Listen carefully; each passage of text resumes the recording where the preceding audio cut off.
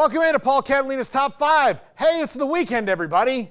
Celebrate. And you know how you should celebrate? You should go to bitonbeef.com. Make sure you find out when the next auction is. Put in our promo code 365sports. Bid on some great Texas-raised Wagyu beef. And wait for it to come in the mail. And then that day will be far enjoyable. And then the next week, you can put it on your grill and have unbelievable stuff from TexasBeefHouse.com and bitonbeef.com. My top 5 names you need to know. Lesser known names, some G5, some just that we're not talking about as much, but that need to be in the discussion, that I want you to know down the stretch of this season, because sometimes not everybody plays at Georgia or Alabama. Number 5, Harold Fannin, tight end Bowling Green. This one, I have to admit, was not paying much attention to. I saw him make some plays against Penn State and A&M and thought, oh, that guy's pretty good. But their PR department sent me an email this week, as they did all of the members of the College Football Writers Association, and he is the 5th leading receiver in the country at tight end. He's number 5. He's a tight end. He's fantastic, super athletic. Bowling Green is just super jacked that they have him. Look at this right here. Look, that is a good 1.5 feet over this defender who's on the ground right here. He is a fantastic player. Keep your eye on Harold Fannin. He is going places. And Bowling Green, again, 5th ranked receiver. Total yards, receptions, all that stuff in the country. And he's a tight end.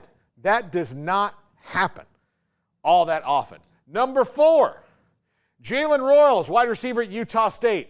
Look, lost in the shuffle of Utah State's really bad season is a player here who's really, really good.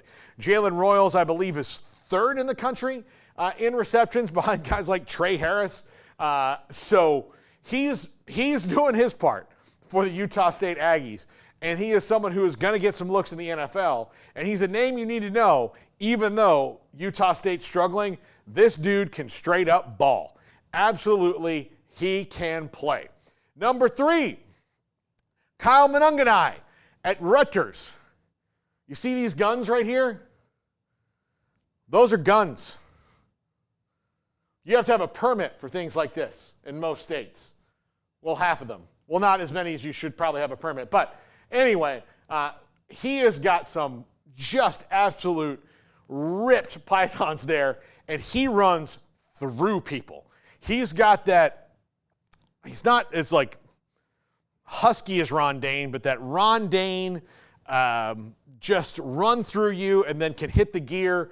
You're kind of even surprised he's as fast as he is because he's so big, but he is a really good player. He is so Greg Schiano in every single way, and the kind of player that he loves to have. He has lowered the boom on a ton of guys in the Big Ten, and also someone I think that translates very well to the NFL because of his stature, his strength, his speed, and his ability on the goal line.